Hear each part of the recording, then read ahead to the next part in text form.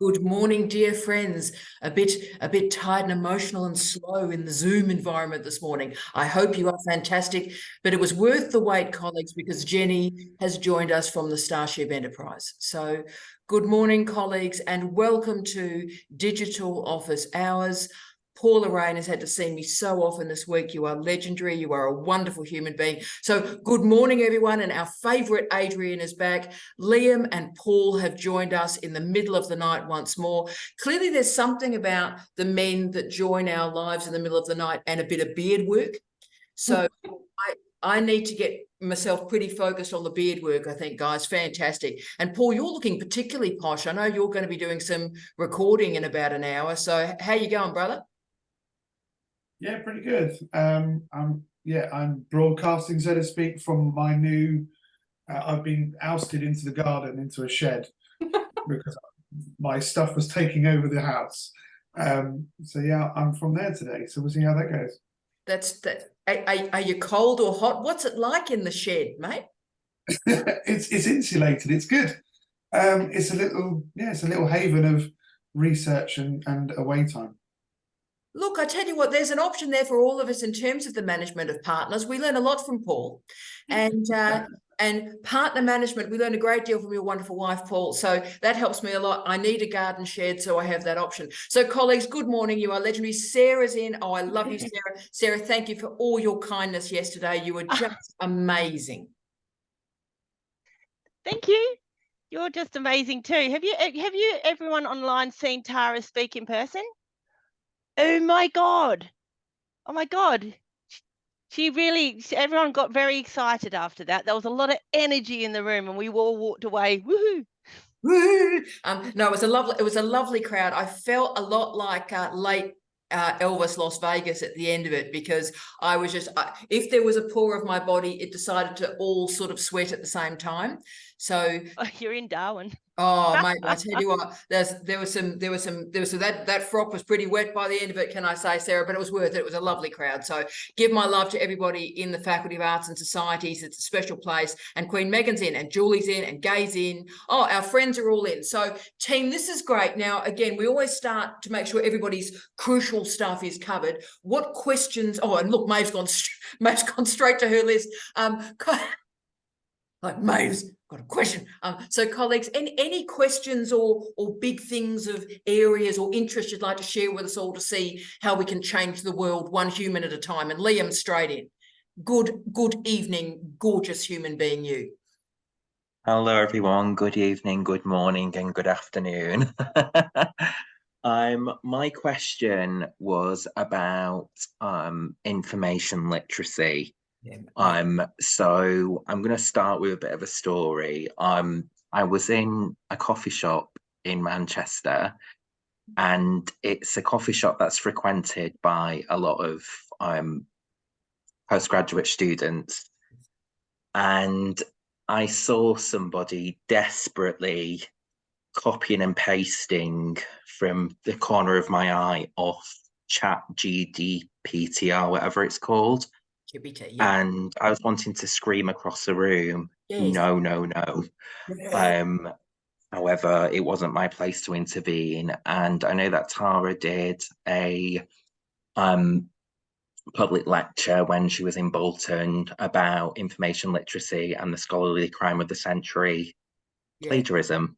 Yeah. So is there an update on the kind of plagiaristic practices of AI, etc., coming our way from you, Tara? Yeah, look, Liam, you're a sweetheart. It's a huge issue, and look, you're classy. You do a much classier version of me. I believe that lecture was called something like "Herpes for the Information Age," because I'm classy like that, right? Yeah, mate. So yeah, love a bit of herpes work, and sort of that metaphor does work. When in doubt, go to sexually transmitted diseases, and of course, herpes. You can sort of get rid of the extreme excesses and the weeping, pussing sores for a period. Class, I hope no one's having breakfast. But you can get rid of it for a period, but it goes back. And so that's sort of the metaphor of what AI is doing.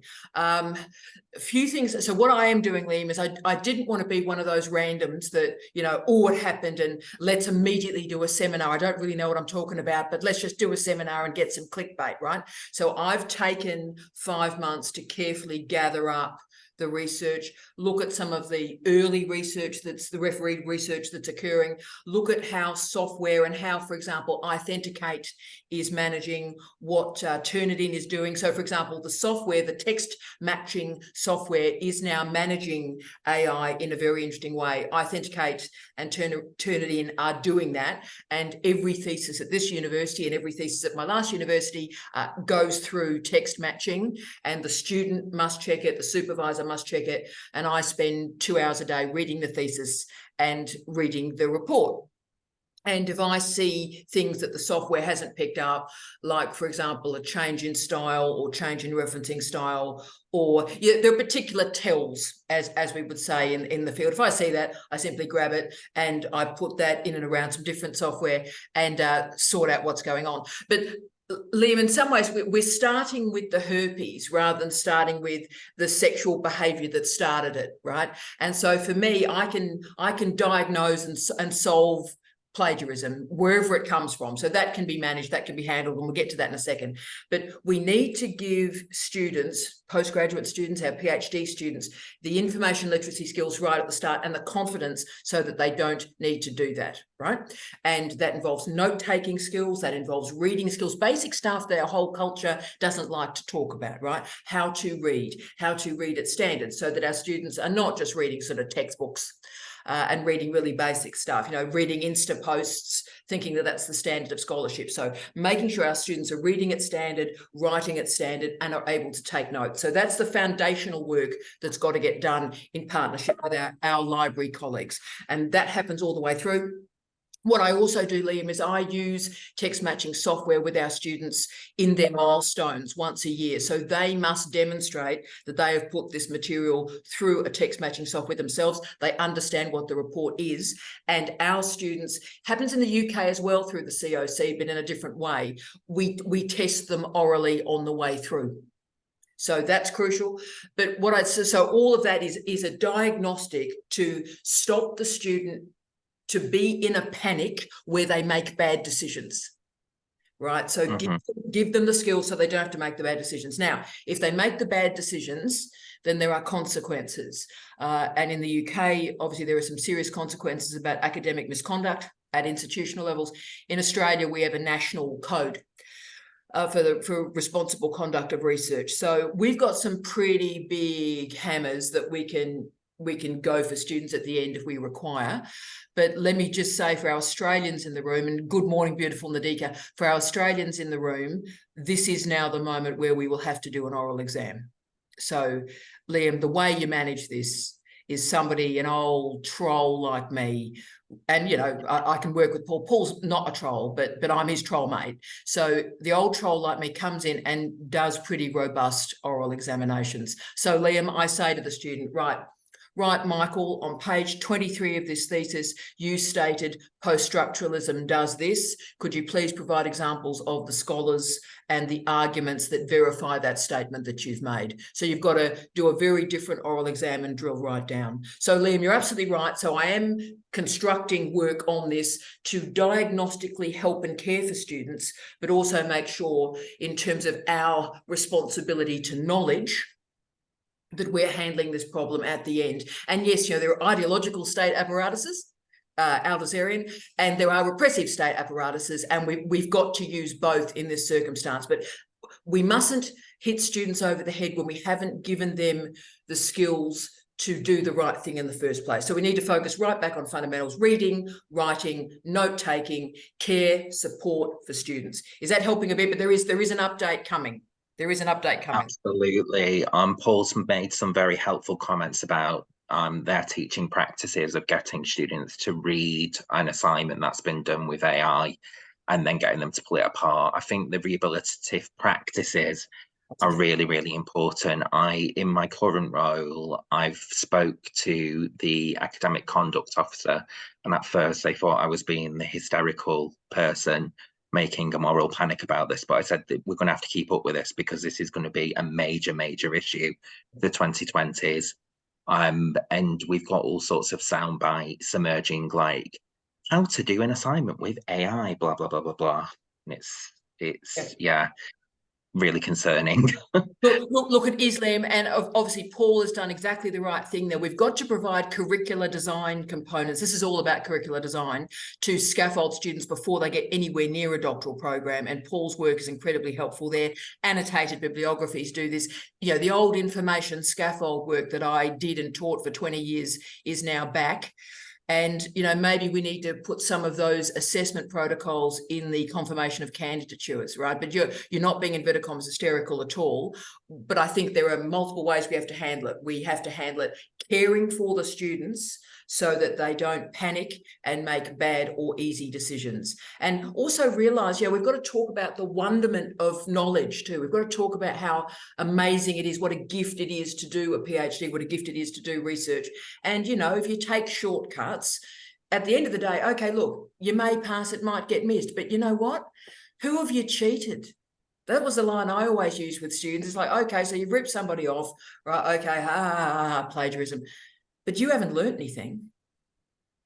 Yeah. I mean, I've saw some really bad practices. I mean, when some first year students have tried it and they put marks 2022, like he got out the grave and came up with a new idea, you know. So yeah, we're spotting it, but thank you so much, Tara. No, but Liam, you're absolutely right. Thank you for you and for what Paul's doing. It's just amazing. But as I said, Paul, you might agree with me or disagree with me on this. I don't want to do a sort of knee-jerk response. There's been too many of those. We need to stop pretending that artificial intelligence invented plagiarism, and we need to look at the history of plagiarism, particularly through the 20th century, and what we've learned and what worked and what didn't, and then enable through a community of practice improved assessment and improved scaffolding. You got a vibe on that, Paul?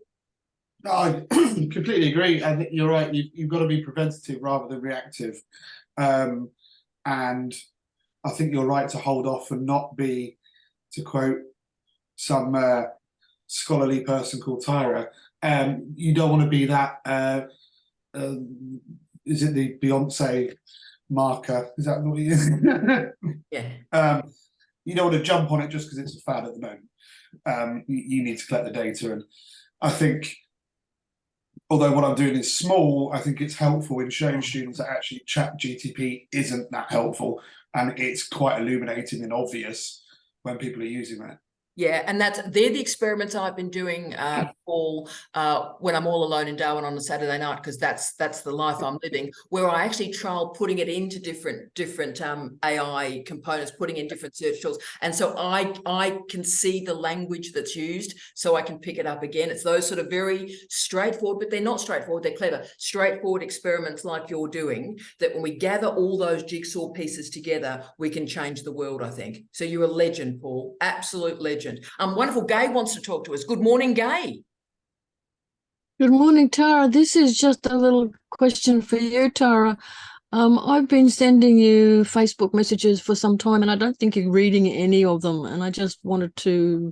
No, well, darling, I got that wonderful message that you put on my wall, and I gave you the link. But yeah, no, I haven't seen any messages from you at all, darling. Well, I've sent you about 5 in the last month, so... Oh, my darling. Well, darling, put it straight on the wall then. Either send me an email to one of the work addresses or put it on the wall, darling. Don't worry about it. No, because it was personal. I just wanted to say thank you for your offer to look at my paper. I put it in, and it's so I just wanted to say thank you. Oh, that's lovely. Well, darling, I live on the email 24/7, but yeah, no, I didn't get those. But if there's anything urgent, like you need a link to something, whack it on the wall, and either I'll get it immediately or someone will tell me Gay has put something on your wall, and I'll address it. All right. Yeah, I did get that reference. Thank you very much. And it's a great book too. It's a great book. So I hope it's useful. So good on you, Gay. We are with you, my darling one. Now, who else? Where else are we? Now, I heard Kylie's been creating some havoc in the chat, I believe. I don't have the chat up because I'm focusing on all of you. But Kylie, what mischief have you been creating already this morning? Well, if we're going to start defending our submissions, I want a sword. Yes, They do that in, I think it's Netherlands, and I want a sword. yes, Finland. They do it in Finland. Yes, and it is weird. I've examined theses in Finland, and it is somewhat confronting, but also quite fabulous. They get a very, very big hat too. So, Ooh, better than floppy hat. it's sort of much bigger. Oh, Jamie Quitten, are you straight in there on the big hat? Are you, mate? I've already posted it. oh, I've missed it because it's all about the hat and ticking the box, of course. But I wanted to add, Kylie, that I worked closely with a Danish PhD student at one point, and he talked about what happens in Scandinavia, that the Viva is actually a public event. It takes place in the town hall or the town square. And it's a long process. So there's two parts to the Viva. There's the Viva for the actual project and the expertise the student has in their PhD. But then they have an actual Viva for their discipline, and people from the public can ask all sorts of random questions about things. So I actually probably like that bit. In physics, the physicists get quite stressed because they could be asked about something well outside of their expertise. So you're really earning your sword. You're really earning your sword. Yeah. So I've posted a link in Finland of what that tradition looks like if you want to read about it. I'm going to have a look. But then when it's all done, 4 hours after you've been completely soul crushed and demoralized by all sorts of random things, the town actually celebrates the PhD with you when you finish. And it goes till midnight or something, a big town celebration. That's my sort of Moving, I'm going. I'll tell you when mine's on, Gay. Come on in. Absolutely. And so, Kylie Dunn, if I can just add one more too, it's actually is a 3-stage process, because there's this very involved situation before it even gets to a sort of Viva that gets to an oral, public oral exam, public presentation. There's a first stage where all the examiners, and there's a large number of them, get together and they all say, is this actually good enough to progress? There's actually 3 stages of it, which is very, very interesting. So look, it's great, but we're a fair way away from that in Australia. I think about a third of our universities, as we talked about, I think a few weeks ago, about a third of our universities have an oral exam. I would argue, with the greatest respect to my colleagues running oral exams, they're being run very badly. Because they don't know what an oral exam is for. And so what's happening in Australia is people are confusing a confirmation of candidature 7 months in, and people get very robust and really destroy people's lives, and yet they don't actually know what they're asking at the end. So they're confusing processes. So we need, I think, proper training in that and a 2-year run in to do it properly. But good on you, Kyles. My other thing that I was throwing in there, going back to the chat GTP discussion, was just recently we had one of my fellow directors here in FM send out a meeting invite for a new system that was going to get rolled out. And I read it and I went, that's not his writing. So I went across the corridor and went, you used chat GTP to do the invite, didn't you? And he went, maybe, how did you know? And I went, it's not your vibe. Unless you've done a marketing degree in the last couple of weeks, that's not you. And I thought, how can a director even use it for work purposes? Yeah. And look, that's part of also, but that's the thing about what Liam was saying about being positive at the start, to not sort of hit people over the head. Actually say your voice is a value. Your mode of writing is a value. It is a blessing. It is precious. Don't standardize. Don't render your writing Fordist. Embrace the weirdness and the difference, right? And I mean, sorry, go, Jamie, darling. I'm pushing it in front of Sarah, and I'm hoping I'm not going to say what Sarah's about to say. But in machine learning, there's always a learning set that the machine learning algorithm uses to create what it does.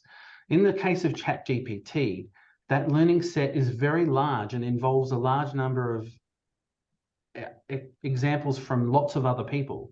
So what Tara's saying about your added value, your authenticity, your flavor, which is what you noticed, is going to be a standout that gives away the ChatGPT approach. And that's why secretly, as an old dean, when I read every thesis, I read the entire thesis, I can pick the change, because I'm reading every line. So but again, you've got to do what Liam and what Paul's talked about, do your homework as an educator, and then you'll start to see the patterns. But Queen Sarah's in the house, light of my life. Talk to us, Sarah.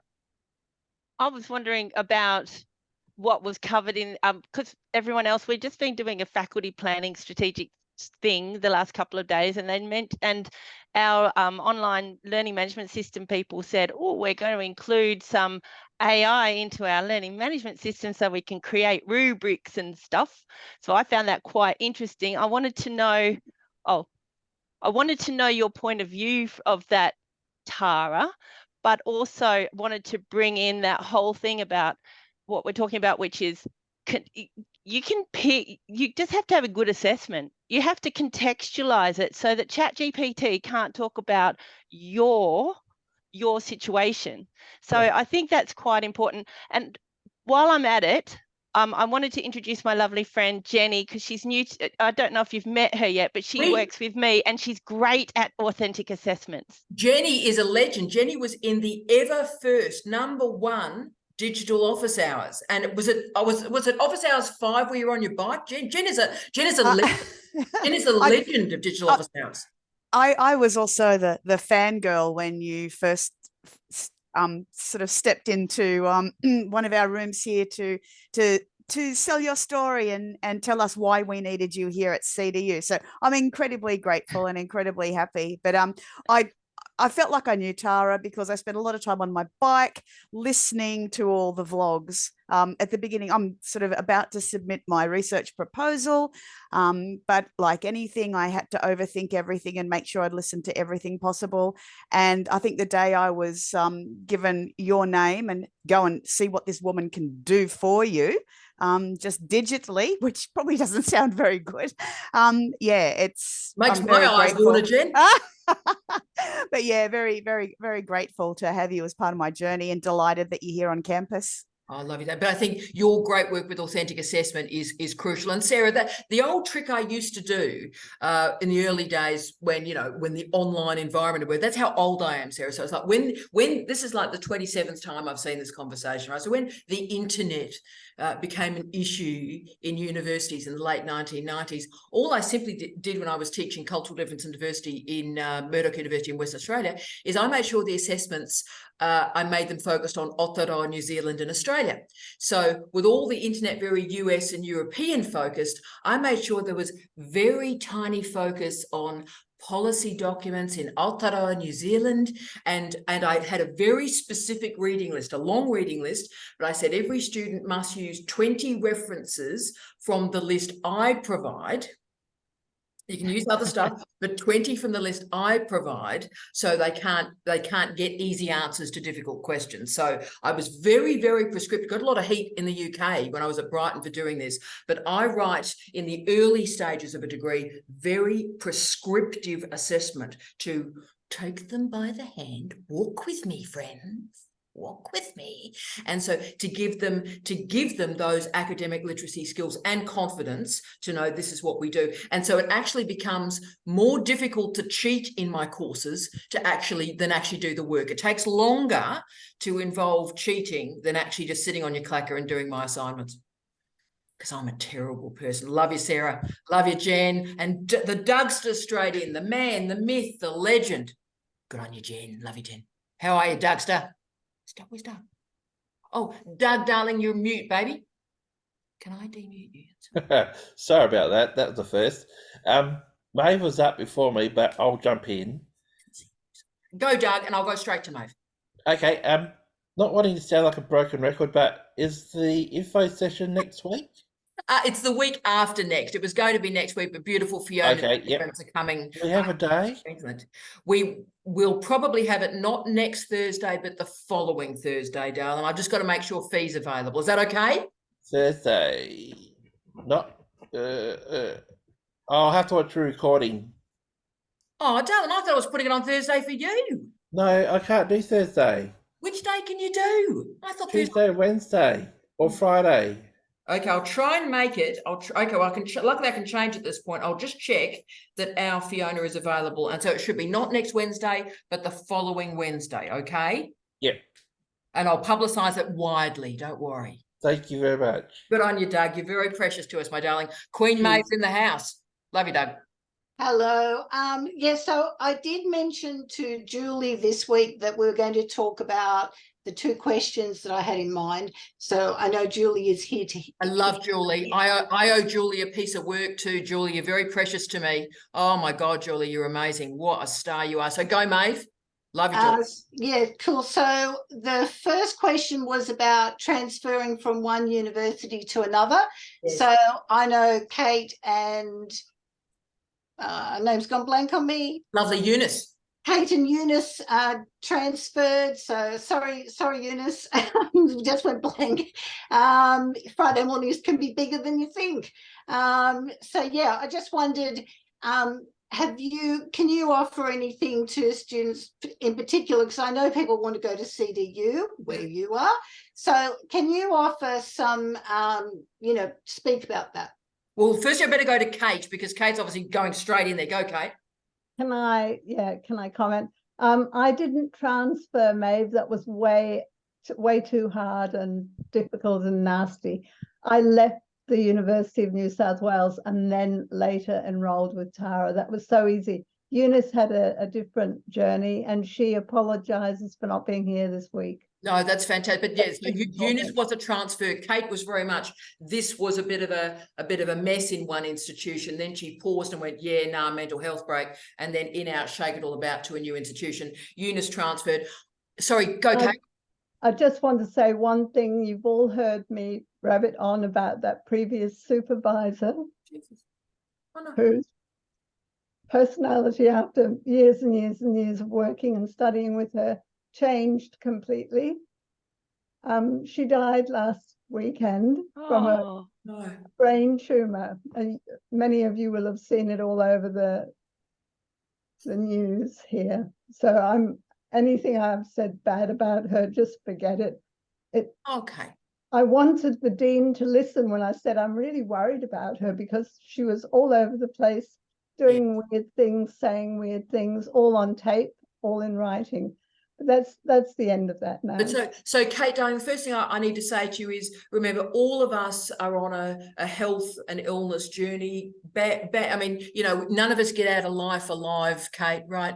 And that's why we have systems in our universities that ensure that if one person is troubled or sick or unwell, that other systems can move around and help that colleague on that journey. So took no notice. Yes, that's right. So don't question yourself, because if something goes wrong, the buck stops. If something happens with the supervisor here, the buck does stop with me. Okay, the buck does stop with me, and my responsibility is to fix that. And also, Kate, don't judge yourself. I know, and we all know, and those of us that have lived that life, when someone dies and the relationship has not been good with that person that has died. We've all had that, and the person's died, and then we all carry this regret and this stuff. You can't do that, Kate. Remember the good times, as my 95-year-old father would say, wouldn't he, Jamie? Remember the good times that you had with that person.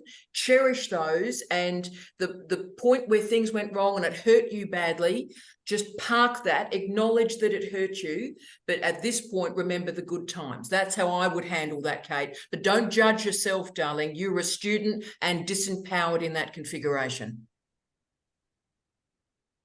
I love you, darling. Oh, sweetheart, you're very precious to us. And, on behalf of all of us, I'm so sorry. When a human that's been important to us is lost in our lives, a lot of us gets lost with them. So I grasp that, and I love you. And look at Sarah, we love you very much. And just carry the good times with you and move that other stuff to the side, recognize it hurt you, but move forward. You're very precious, Kate.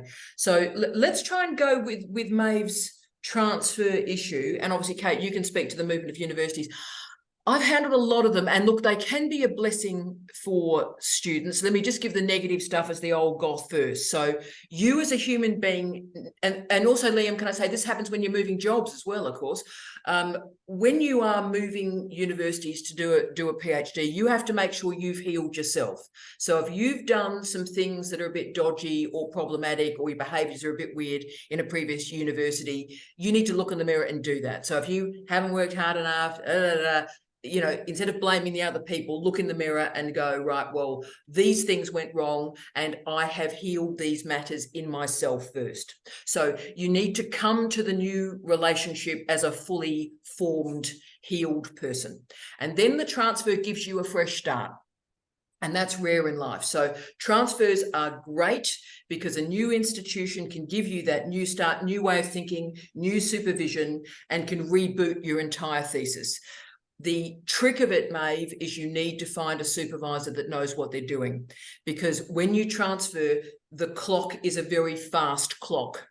So in other words, it's going to be very, very quick. So you're not going to have the full length of time you had when you enrolled in that first university. You're going to have to hit the ground running, and your supervisor has to know what they're doing. So the supervisor selection in the transfer is absolutely everything, right? And what I would immediately do, Maeve, before you start, get in contact with the librarians, get in contact with statisticians if you need them, get in contact with multiple people at the university and say, hello, I'm a PhD student, I'm transferring, I respect your expertise, and look, I'm just letting you know I'm arriving and would very much welcome a meeting so I can move forward in that induction process more quickly and meet as many people as you can. So I think they're the crucial things. Can anyone else think of anything else? Megan, can you think of anything else that I've missed there? You've got to sort yourself out, get a good supervisor, orient yourself into the new environment. Can you think of anything else, Megan? I think it's all about mindset as well. Like, so it's not just sorting yourself out, it's making sure that you've got those embedded commands in your mind, because the doubt will creep in. Like, am I doing the right thing? Yeah. Or, you know, so you've got to have those embedded commands, but it's all right, Maeve. We're all here to embed for you. Yeah, but I think that's great. You've got to have a mindset of this is going to be successful. Because the other thing too, because we all know when you've got so let's use a relationship as a metaphor. When you've got a bad relationship, unless you work out what went right and wrong, then you're going to just keep living that same relationship over and over again. So you need to get yourself in the right frame of mind, get the institution organised in your mind, and go for it and go hard. Queen Julie in the house. I know. Sorry, go Jamie, and then we'll go to Julie. I know that you have a propensity to avoid Henry Ford, but there's a Henry Ford quote that's quite relevant, which is, yeah, it's whether you believe you can achieve a thing or not, you're right. That's exactly right. And I think the challenge, Jamie, with students that are transferring is they believe they can't. So they're transferring because something, maybe a lot of things, did not work for them. So they are injured, they might be damaged. And so we as supervisors, to be frank, we take on transfers. We have to, I think, do the emotionally. There's a lot of back to you being aware of what you can control and not aware of things maybe you can't control. Yeah. There's a trust there inherent in the supervisor to help you handle the things that you can't control and that you're not aware of. So picking the right supervisor is crucial. Yeah, I mean, all the research. Sorry, Julie. No, the research shows the difference between the students that finish and the students that don't finish is the quality of the supervision. So don't ever underplay that. So let's go to Queen Julie and then the legendary Liam. Go, Jules. Love you, Jules. I just wanted to ask, when you said a quick turnaround, what is the time frame? Are you trying to still do it within the 10-year cutoff date, or? Right. So in the Australian system, and we can talk other systems as well, in the Australian system, there's a piece of legislation called the RTP, the Research Training Program. Gee, I have no life, do I? There's an RTP, a Research Training Program. And the normative length for a full-time PhD completion is 3 years to 4 years. And so, Julie, in Australia, we refer to it as the RTP clock. So when a student transfers, a dean like me, so say Liam is transferring from Adelaide University to CDU, right? He decides he's going to do a second doctorate. I'm the luckiest dean in the universe, and he does that transfer. Then I, as the dean, write to the dean at Adelaide University and say, hello, Liam has just applied, and could I find out how many days he has been enrolled at Adelaide, right? And so then we take that clock and we start the clock from that point again at CDU. So in the UK, the transfers also have that sort of complexity, often involving when the confirmation of candidature happened. So Julie, is that helping a little bit? Sound, If you've been there longer than 4 years or 3 to 4 years, then do you have to break and restart? Well, what can happen is the university then makes a decision. So what happens is, now I'm very comfortable making these decisions and I've made them, Jules. If a student is configured as, inverted commas, overtime, right? And maybe you might have had part-time, if it's part-time, it's double, all that sort of stuff. If a student is configured as overtime, then the University of Adelaide, informs me that Liam has been enrolled for 4.5 years and is therefore overtime. And I say, thank you very much. And then we enroll you anyway. It just costs a bit more, Julie. So it just means the university is paying a little bit more in its fee offset to get you through. But universities make that decision to care for the students. So that's brilliant. Well done, Jules. So Liam, straight in. Good on you, brother. Yeah, I just want to say that it's a testament as well to you, Tara, and rescue supervision. So, you know, there's countless testimonies. Remember, there was Lee in LJMU/Bolton who did rescue supervision with Steve, and you know the testimony that you given, and also that student, and in terms of how it reinvigorated their career as well by starting again and starting with you after they'd been written off elsewhere. So I just wanted to speak to that as well. And you know, Narelle more recently, you know, and even myself, you know, as somebody who moved at one point and was thinking, is this for me? Exactly. You know, so I just wanted to say. Oh, you're a sweetheart. And look, I mean, for Julie in particular, there may be, you know, to talk about Lee Wright. Lee was an amazing woman, still alive, thank the baby Jesus. But Lee was a woman in her 40s, late 40s, a fantastic academic at the University of Bolton, but just couldn't get anybody at Bolton to enroll her. They saw a woman, single mum with kids, and they went, well, you clearly can't do a PhD. It was the most astonishing thing. And just wouldn't enroll her. And she was enrolling in a PhD by prior publication, a PPP, fast. She had a career, fantastic publications in fashion, fantastic fashion scholar, and just no one would enroll her. So Steve and I was a head of department at the time, and Steve was a professor in, what was it, Liam? It was something amazing like accelerated culture or something. He was a professor of accelerated culture at Bolton. And we decided, Lee, why don't you just write it? Dale, we'll meet you weekly, we'll pretend you're enrolled, we'll meet you weekly. And she produced a full thesis. So then within about 3 months, we presented that full thesis to the people that wouldn't enroll her because they said she couldn't do it. And we said, here's a completed thesis. Would you like to enroll her now? And she was examined in 6 weeks, and she was Dr. Lee Wright, and then got a fantastic job in another university in the Northwest soon after that. So that's what I mean about, in fact, I said this, Sarah, yesterday in that gig, didn't I, when I was asked the question about letting students in. And of course, we have a particular normative model about what a student looks like, often a young man in a higher degree program. And that means when we see a woman in her 40s, 50s, 60s, 70s, 80s, with childcare or caring responsibilities, that doesn't quite fit the mold of a PhD student. So we assume they can't do it.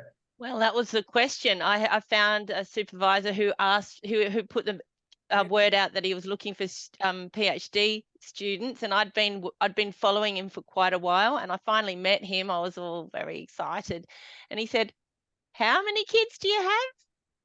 And then that was it. So clearly, I didn't need to have him as my supervisor. And that's what I mean about this sort of cookie cutter of what a PhD student looks like, and it's nonsense. It's nonsense, and we're lucky to have you, Sarah.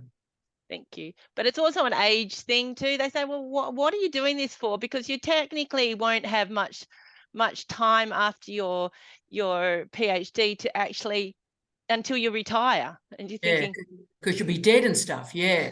But isn't it unbelievable though? And I think, Sarah, that's why I suppose if I've done anything in my career when I'm close to death or in death, I hope one of my legacies has been to remind people that, you know what, most of our students are over the age of 40 now, and the dominant students are women. We're ready now.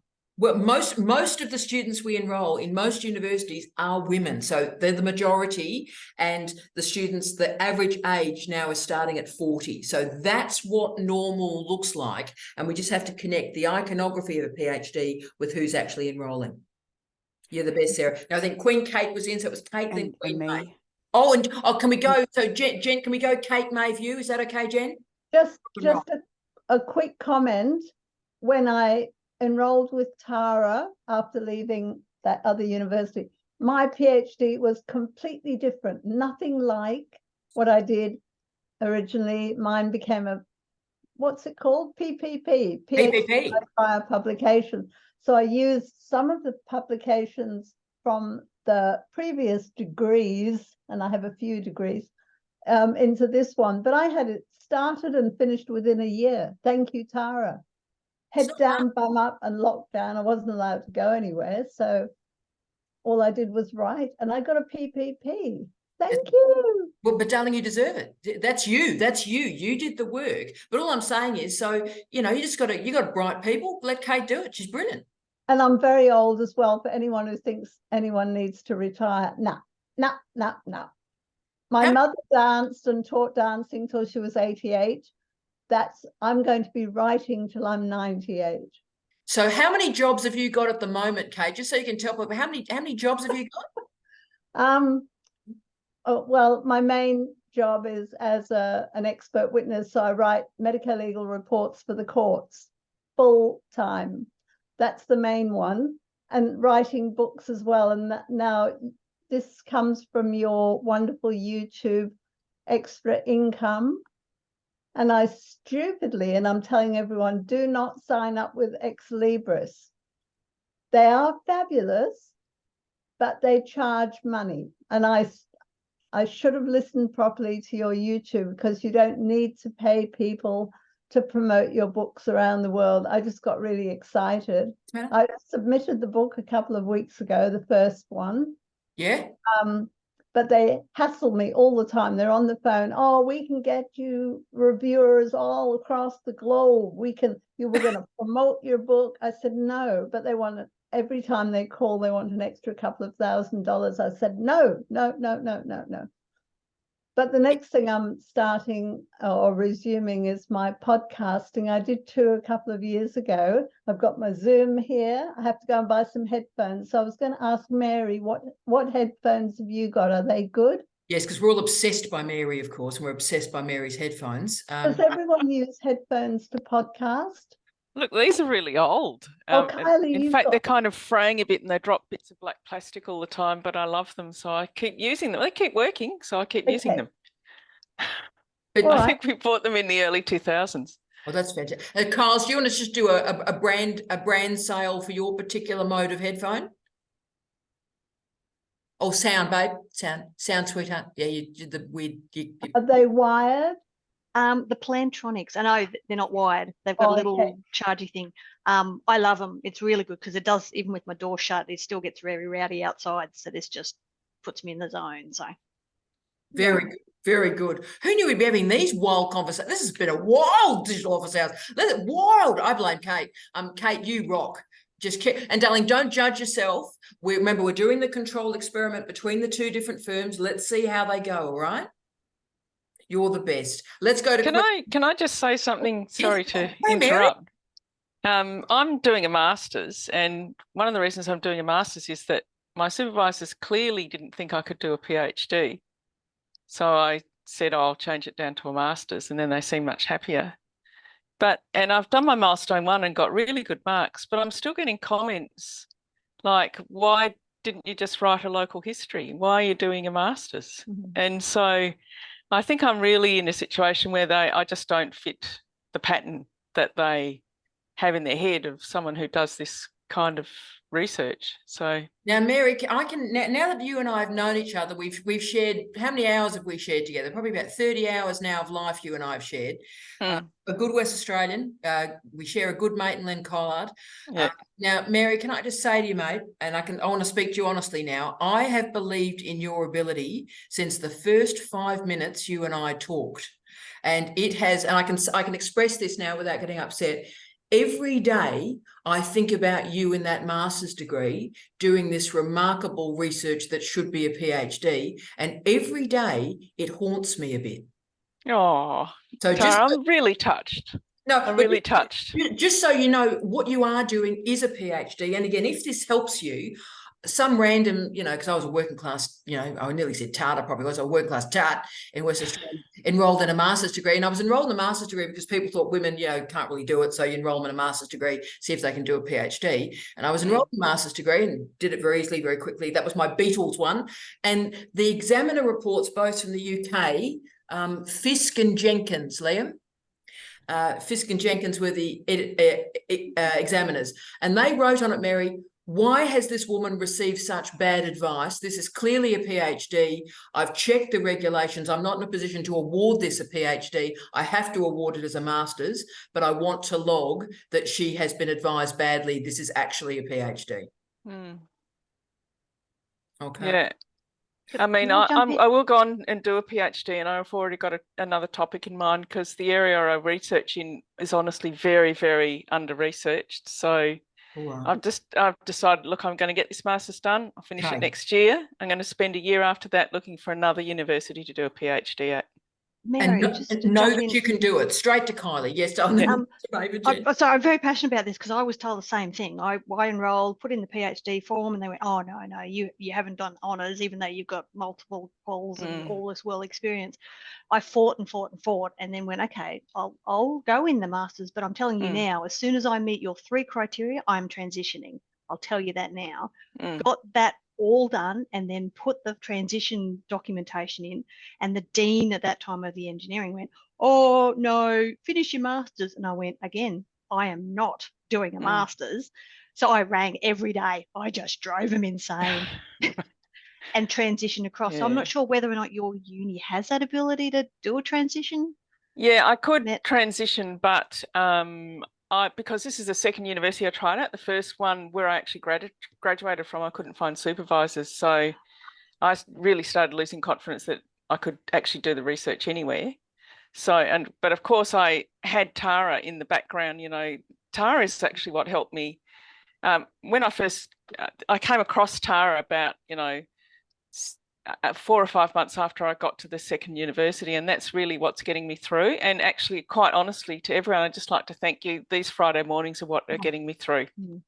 And this is actually my actual supervision that's really useful for me.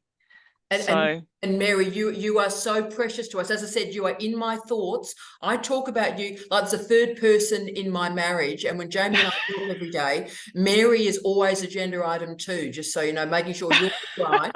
And so that's how you've left a huge, beautiful fingerprints on us all, Mary. Okay, you are very precious. Thank you. So I just feel this group is just fantastic for me, and I'm just following Tara's stuff, and I'm just getting myself through. And strangely enough, my supervisors are actually working really hard, but it's just not quite what I need, unfortunately. It's a very interesting situation. Yeah, it's Fortis supervision, I think. It's Fortis supervision. But Mary, you are literally, Julie, how emotional is that? I'm seeing your face, Julie, and I'm the same.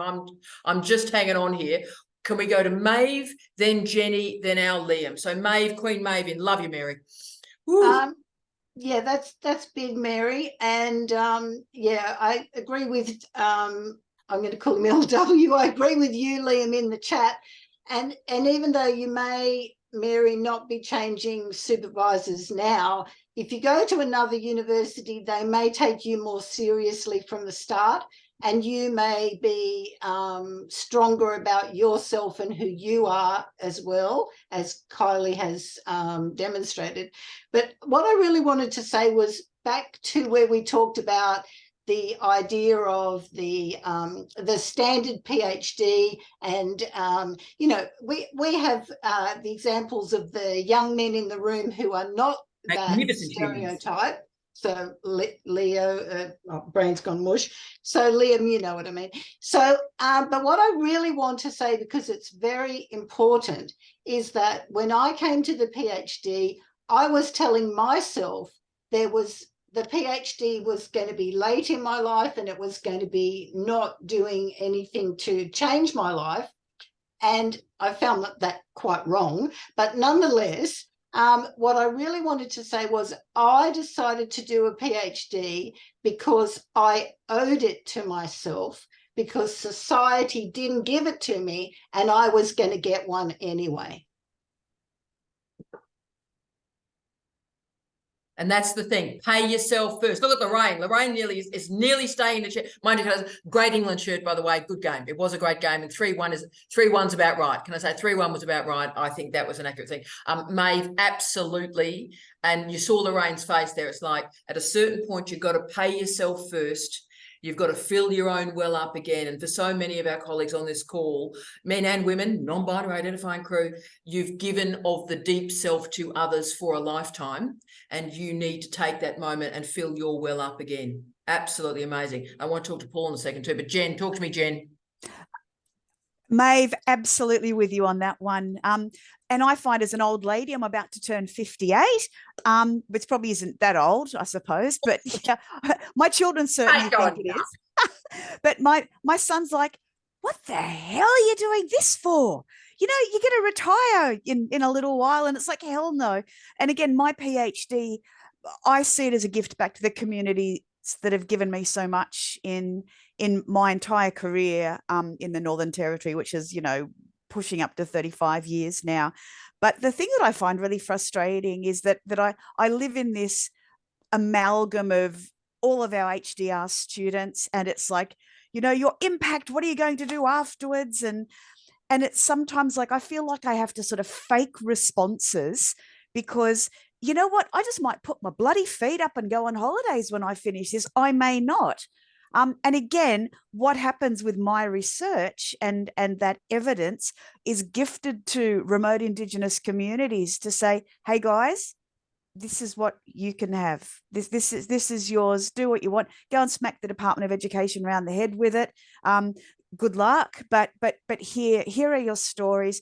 Here is the true word from your community as best as we can collaborate and take it from there. But it's interesting. I find this incredible pressure to come up with stories about what I'm going to do afterwards. Who knows? Yes. And look, Jen, again, that's what I mean about that particular heteronormative, masculine, posh university genre, you know, and that came from Cambridge and Oxford in the 1950s and the 1960s.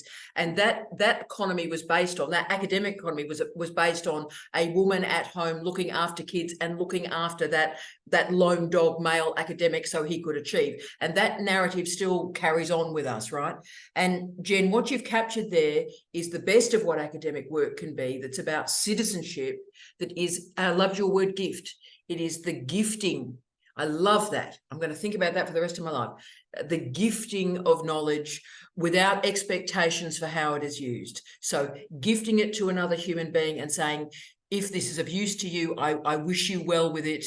You know, Godspeed. And then letting stuff go and moving to the next gift.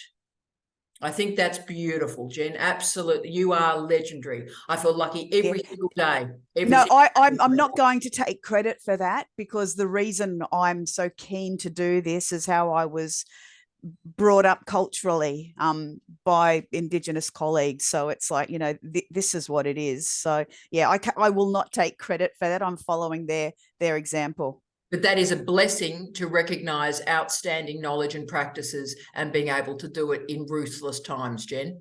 So, because remember, you're living countervailing narratives. It's about impact. And actually you are living an alternative life, an alternative way of doing things. Absolutely amazing. To the wonderful Liam, brother. Hello again. It's, you know, given me so much food for thought as well about transfers, about how I will be as a supervisor when I'm privileged enough to supervise a PhD student. But just going back to these experiences, we've all been injured by these experiences, it seems, and the rejection. But I just think, you know, it's a party of one. It's one person's opinion. So, for example, I was saying in the chat about how originally my research idea was called Not Cutting Edge Enough, You Can't Do a PhD, blah, blah, blah, blah, blah. That became a Research Council funded PhD. And I think that there was so many classist assumptions against what the research was about. And I think that there's always going to be some people who try and rain on your parade as well, you know, when you're at a strive with a PhD. So say, for example, when I did get the funding, it was, oh, well, you were the reserve candidate, you know, but we're so glad you are here. So that passive aggressiveness, you know, and that microaggression. But I just think, you know what, own it. Just own it. you know, do your own thing and make your own kind of music. There we go. And just carry on. You are legendary. And can I say, Liam, I'm probably running out of time to talk to Paul, because I want to desperately talk to Paul about his comments that he's been making. But Jamie and I, obviously, you know, Jamie Quinton and I, we sort of move quite individually through life, and we have this wonderful relationship that people have doubted all the way through. Literally from the point we said we're actually going to get married, people have doubted this. But what Jamie and I do when people do that sort of, oh, we don't think you're very good, we don't know, we don't agree. Jamie and I have gone to the habit, borrowing from Brené Brown, going, oh, well, thank you very much for the opinion from you and your invisible army, right? So people invariably try and make their individual thing, I don't like you. So it's like a 13-year-old girl, right, at high school going, I don't like your hair. But what happens now is it's like, well, we don't agree with your methodology. And it's like, well, you and your individual army don't agree with this methodology, but other people do. So sort yourself out, right? But Liam, really well said. Paul, could I just finish with you for a couple of minutes? Because obviously you're a great example of a great practitioner that came to our universities, and you were undermined and pushed down, and your research was really questioned. And we really need to remember that we've got this incredible human being that's changing knowledge, and even his practitioner-based research was questioned. Paul? Yeah, massively. As I said in the chat to Liam, I couldn't get any funding through any of my UK institutions to do my PhD. That, you know, they kind of took the wing that I'm a practitioner, that I shouldn't have the need. I was told I don't have the need to pursue a PhD. It's not part of my career trajectory. So I funded it myself, and now they want the research from me. Because it's interdisciplinary, and they really like where it's going. Not that I often know where it's going, but they like the premise of it, and they want to use a lot of it. And I'm finding nice political ways of saying, not at the moment, thank you. How much are you going to charge? Yeah, all the money. Yeah, it's just a bizarre scenario. It's a bizarre situation to be told that it's not part of my career trajectory to be, you know, to pursue my professional development. It's bizarre. It's unbelievable, Paul. But can I say, Paul, you were meant to meet Sarah. You were meant to meet Classy Darwin, right? So it's like, how much are they going to pay for that, mate? Well, you're in. Bit of coin work. Come on. So that's why we're in your life, Paul, just to add a bit of class to this conversation. Colleagues, what a strange, wonderful, astonishing morning. Adrian, I hope you're well. I've been watching your face throughout the whole gig. Are you okay? It's been amazing, hasn't it? Yeah, no, doing really well, and I can relate to a lot of what everyone's saying. I've in the back of my mind, I've thought to say that when I was approaching supervisors and having different discussions, there was one supervisor in particular from another university who just looked at me and looked at my intercultural research, working as a white guy with Indigenous communities, and just wrote me off, like constantly wrote me off. And I just couldn't understand it. And they were just so critical. And then all of a sudden, another supervisor had communicated with them who knows me very well. I suspect, I don't know if this is true, but when they told them that I was gay, they then kind of went, oh, no, actually, he's not this white male. He's you know, he knows what it's like to, I don't know, work in the margins or just have this other perspective of things. And that's a massive assumption, but I just couldn't understand why they suddenly came completely full circle. And then, yeah, but anyway. And Adrian, that's so powerfully said. And of course, I did want to stress overtly too, the heteronormativity of our universities is unbelievably toxic.